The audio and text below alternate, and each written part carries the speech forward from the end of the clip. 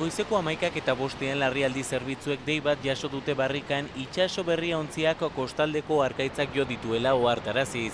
Bertara gurutze gorria itsas salbamendurako sorosleak eta helikoptero bat gerturatu dira. Helikoptero aldu danean topatu dugu pertsona bat hilda.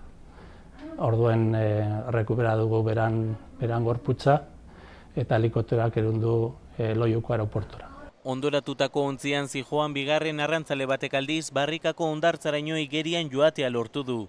Ambulantziak bertan jaso du eta gurutzetako ospitalera eraman du zaurituta. Gertatutakoa ikertzen ari dira, baina SOS deiak azaldu duenez, ezbeharra gertatu den momentuan olatu handiak egon dira eta badirudi horrek istripua eragin duela hemen barrikak hondartzan. Itsaso berria arrantzan irteteko motordun ontzi txiki bat da. Erreskate zerbitzuak lehenbailen hasi dira lanean ontzi arroketatik atera eta erregai zuria ekiditeko.